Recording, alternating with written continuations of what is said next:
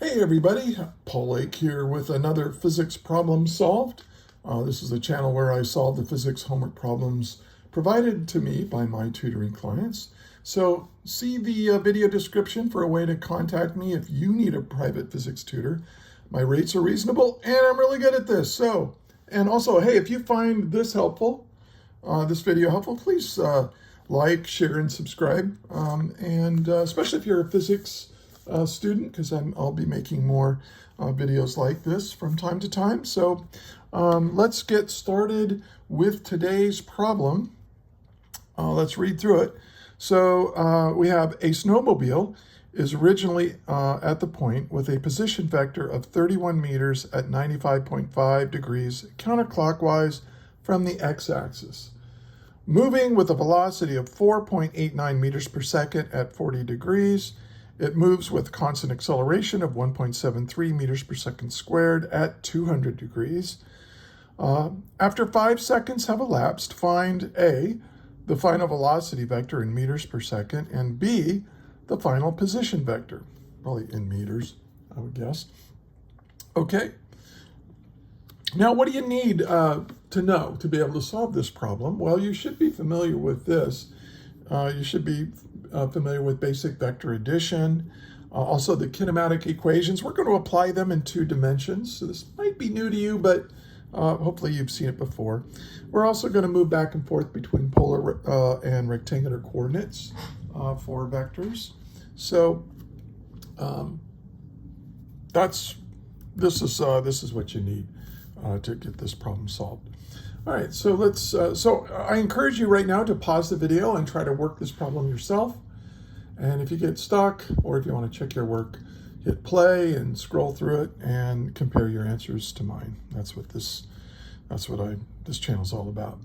So anyway, let's figure out what's given. Now, what they've given us here is a point with originally a position vector at 31.1 meters at 95.5 degrees. So that's the initial position of the vector.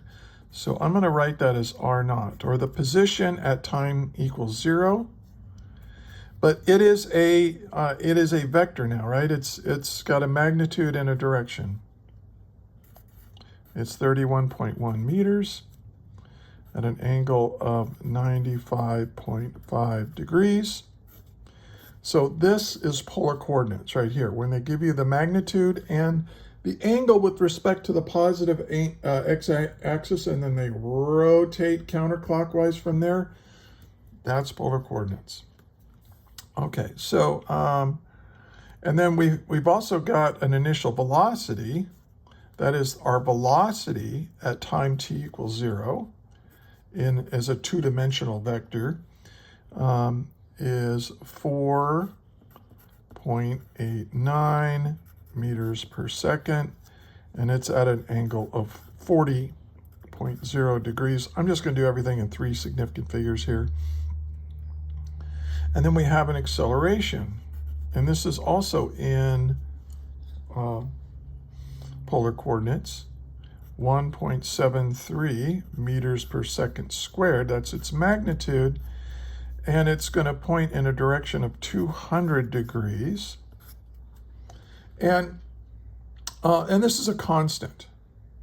The magnitude and direction of this acceleration is a constant. And so when you have constant acceleration, that means you can use the kinematic equations, and we'll get to that in just a second. So what are we trying to find here? We want the final position or final velocity. And I'll just write it as V. And then for part B, we want the final position vector. And I'm going to call that R. Okay. Now, you've used X's and Y's probably now, but when you get into 2-dimensional vectors, it's very or even 3-dimensional vectors, it's very common to just write them as, write the position vector as R, and a displacement vector is delta R. Okay. So, and you'll see how this works in a minute. Now let's solve it. Now, let's talk about those kinematic equations, right? We have 4 of them, sometimes 5, but we have v equals v naught plus a times t. And then you have, usually you start off, the first time you ever do it, it's let me shrink this down a little bit. We have, you know, like, delta x equals v plus v naught over 2 times time. And then, or delta x. So you can use this with delta y as well. And then we have, well, I'm just going to use these 3 for right now. But notice this is all in the x direction, but it's in the x direction. So how can we write these as in 2 or 3 dimensional space? Well, they look exactly the same. V as a vector now is equal to the v naught vector plus the acceleration vector times time. This is a vector equation now. And this, which is all in the x direction, right? Well, if you want it to be in any direction in 2 or 3 dimensional space, you use r instead of x. And that would be, and this is going to be a vector equation. This is going to be v plus v naught divided by 2 times time. So we're adding a vector plus a vector, dividing it by a scalar and multiplying it by a scalar, so it remains a vector. And this, of course, is going to be delta r is equal to v naught times t plus 1/2 a t squared. So really, you just kind of take these kinematic equations and turn them into 2 or 3 dimensional vector equations. But they're the same thing. As long as the acceleration vector here and here are constant, everything's going to be fine. So let's do part A. And A says we want the final velocity vector. And notice what we're given. Oh, and I forgot to write down this in terms of what we're given. We know that the final time is 5. Let's make it in 3 dimensions, or in 3 significant figures here. 5.00 seconds. Okay. So notice what I'm given. I want the final velocity, and I'm given the initial velocity, and I'm given the acceleration and time. So this is the equation I want to use, but in 2 or 3 dimensions, I want this form right here. So let's write that down. Our final velocity is equal to our initial velocity plus my acceleration times time. So this is my final velocity is equal to my initial velocity plus this is how much I changed my velocity in that time, at that time. And so I'm going to add to my initial velocity how much I changed my velocity, and that'll be my final velocity.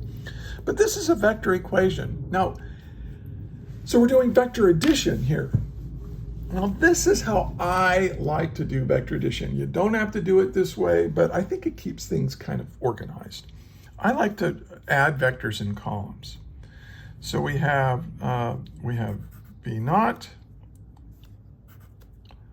plus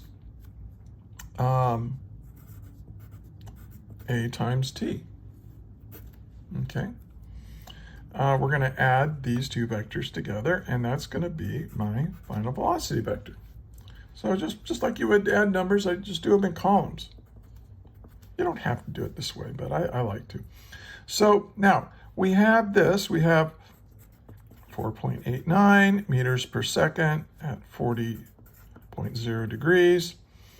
And then here's my acceleration vector, which is 1.73 meters per second squared at 200 degrees. Now, of course, we're going to have to multiply this by time, and the time doesn't multiply by the direction. It just multiplies there. I probably, you know what, I'm going to fix that. Yeah, I'm going to put the time in there. And then this is 300 degrees. So that's where that 5 seconds goes. Now, please listen. when you add vectors, you cannot add vectors together when they're in polar coordinates. You have to change, you can only add together as if they're scalars, vectors that are in the same direction. So what we want to do is convert these two vectors to rectangular coordinates, because you can add the x components and the y components together. But if you did this, if you try to add this plus this, and then you try adding the degrees, you'll get a nonsensical answer. So never, let me do this. No, do not add them here yet. Let's convert them to polar coordinates. So this is going to be 4.89 meters per second. And then we're going to multiply by the cosine of the angle, right? That's how we convert. So if I take 4.89 meters per second, the magnitude, and multiply that by the cosine of the angle, I get the x component, sometimes called the I hat. I hat means x direction. That's a unit vector. Hopefully you're familiar with unit vectors. If not, I'll kind of discuss them here in a minute. And then I'm going to add to it the j hat stuff, and that's going to be the y direction. That's what j hat means. It means in the y direction. That's all it means. If you have an I hat next to a number, that means, hey, whatever that number is, it's in the x direction. If there's a j hat, that means it's in the y direction. That's all it means. Okay, and so now, in fact, you can put the I hat right here. So that means this much in the x direction, and then we're going to add to it 4.89 meters per second times the sine of that angle. So and now we've taken this vector and converted it into rectangular coordinates. How much does it go in the x direction and how much does it go in the y direction? Okay, so now I'm going to do the same thing to this. I've got to write a little bit smaller here. Meters per second squared times time, which was 5 seconds, times the cosine of, oh, I put 300 degrees there, but it's 200. Sorry about that. You've probably been going, but it's 200, it's 200. Yeah, I hear you. All the way through the internet, I can hear you. All right, and then this is I, and then plus, and then 1.73 meters per second squared times 5 seconds. And again, it's 3 significant figures, but just to save a little room, I'm not going to include them here. And that's going to be, sine of, see, it's really easy to make a mistake here, 200 degrees, sine of 200 degrees. Okay, now I've already done this problem. I've already worked out the answer. So just plug this in your calculator. Make sure your calculator is in degrees, not radians. So check that first. But this is going to be 3.746 meters per second in the x direction. And I carry, sometimes I'll carry 4 significant figures and then round off my answer at the end. That's the way I do it. That's the way I was taught to do it. I don't think it adds any accuracy or inaccuracy. It's just a way of doing it. So 4.89 times the sine of 40. Try it. You should get 3.143 meters per second in the j hat.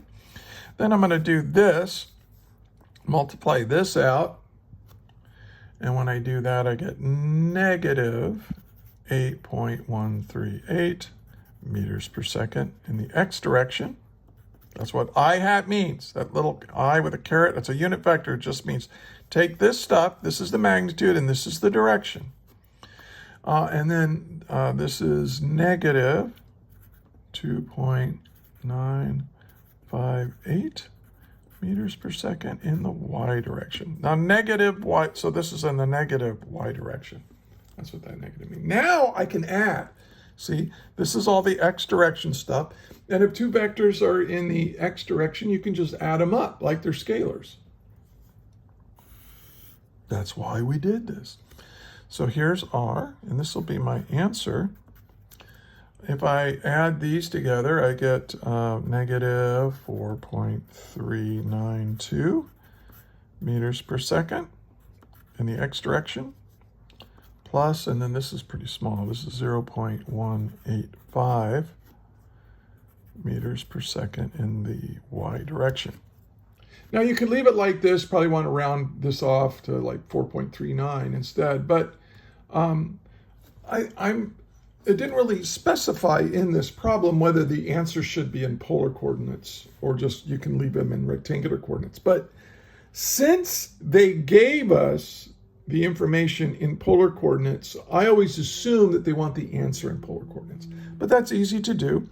Just take, oh, and this isn't r, this is the final velocity.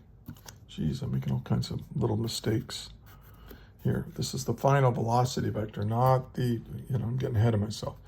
This is the final velocity. All right, so we can say, oh, okay, well, if we want them in polar coordinates, we get the magnitude. So v, well, the magnitude of the velocity is equal to the square root of the x component squared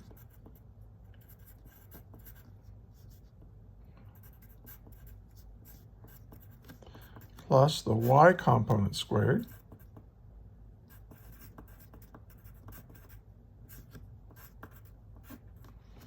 Okay, and when you do that, you get a magnitude of, just plug that in, at 4.40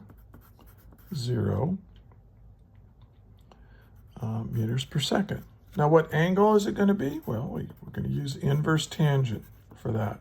See, we know what the x component is, and we know what the y component is. When you know the x and y components, you can use inverse tangent to figure out what angle those components would make. So we're going to take the y, which is 0.185 meters per second, and we're going to divide it by the x, which is negative, keep that negative in there, 392 meters per second. Now, when you use inverse tangent, since the x component is negative, we're on the left side of the y-axis, we're in the quadrants 2 or 3, your calculator is too dumb to just do it directly. So whenever you have an x component that's negative, add 180 degrees to your answer. So your calculator is good. This is going to give you a negative ratio. And so your calculator is going to think that your answer's in the fourth quadrant. So you take that fourth quadrant, you add 180 degrees, that gets you into the third quadrant, and that's where our answer is going to be. So when you do this, you get an angle of 178 degrees, almost 180. So you can write your answer either way. Here it is in rectangular coordinates, here it is in polar coordinates. Okay, so that's part A. That's our answer for A. Now, let's do B. Well, we're going to do the same thing, but it's a little bit more complicated. We want to find, this should be delta R right here. We want to find delta R, and we know the initial velocity, and we know the time, and we know the acceleration. So I'm just going to use this equation right here. But remember that if you have delta R, remember that delta R is equal to R final minus R initial. R final minus R initial. So what I can do is just add R initial to both sides, and I'm going to get this equation. My final position is equal to my initial position plus how much I changed my position because I started off with velocity. So this is a change in position right here. This is my initial position. This is my change in position because I was moving initially, plus 1/2 a t squared. And this is how much I changed my position because I was accelerating. And again, you can only use this equation if that acceleration is constant in magnitude and constant in direction over all of time, or the whole time interval that you're looking at. And it is. That's the kind of problem we're dealing with. So we can use this equation. Well, once again, I'm going to put this in a column. This is a vector addition problem, right? This vector plus this vector plus this vector. So like over here, we just added 2 vectors together. Here we're adding 3 vectors together, but that's not really that much harder. So I'm going to go R naught plus B naught times T plus 1/2 A T squared equals. Now I already have them in polar coordinates up here. I'm not going to rewrite that, but I am going to, I will do the conversion. So my initial position is going to be 31.1 meters times the cosine of 95.5 degrees. And this will be in the I hat direction, plus, and I leave plenty of room because these are going to be longer. This is going to be 31.1 meters times the sine of 95.5 degrees. And this is in the y direction, which we signify by using this little j hat. J hat, again, means in the y direction. That's all it means. Take this stuff, and it's in the y direction. Okay, so now let's do V naught times t. This is 4.89 meters per second times the cosine of 40 degrees times time. Now, time is a scalar. There's no direction, but that's all right. So that's 5 seconds. And again, 3 significant figures. And this is in the x direction. This is the x component of this displacement vector. V naught times t is a displacement vector. And then this is going to be 4.89 meters per second times the sine of 40 degrees. And then this is going to be times 5 seconds.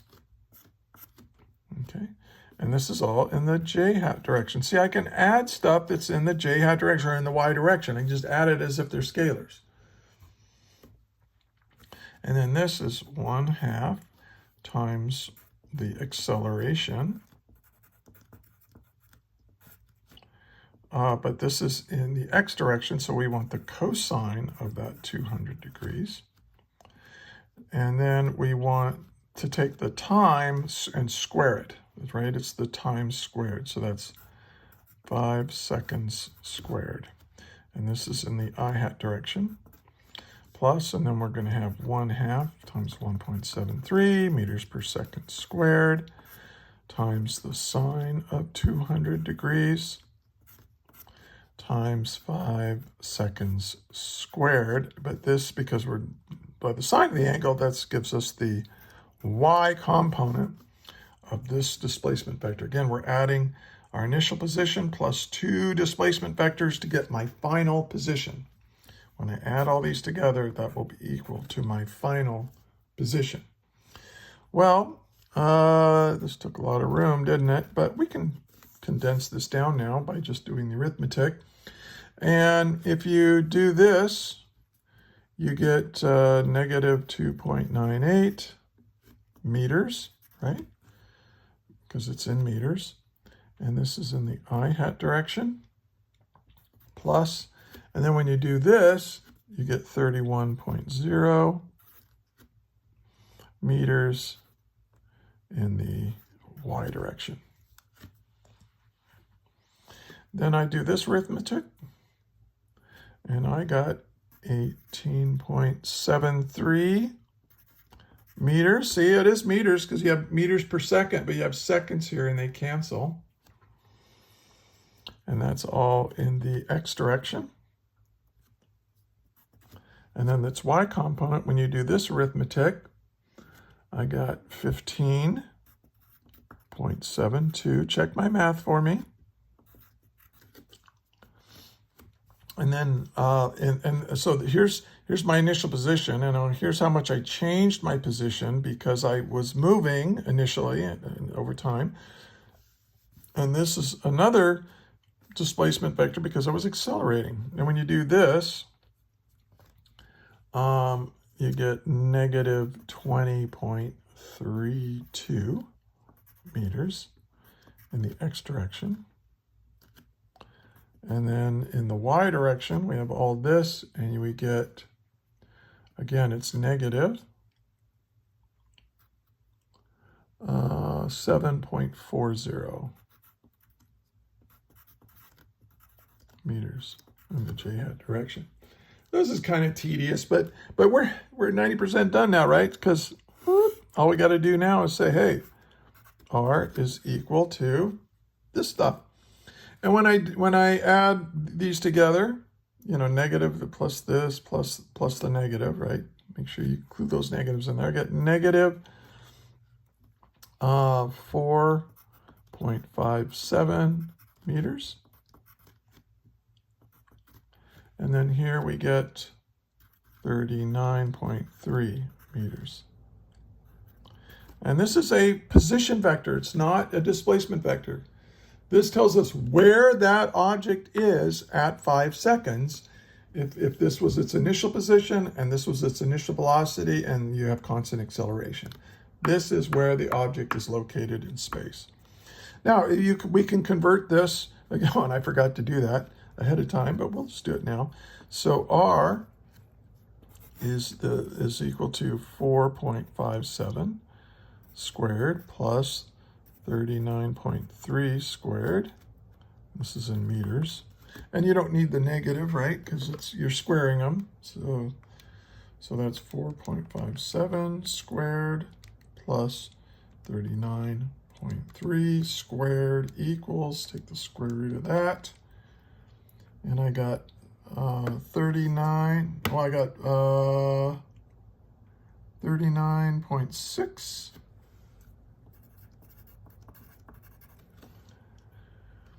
And then the angle is the inverse tangent of the y value over the x value. And it is negative, it's got to include that negative. And since my x value is negative, I must add 180 degrees.